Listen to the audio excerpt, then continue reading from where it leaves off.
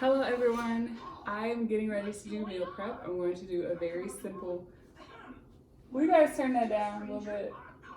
Thank you.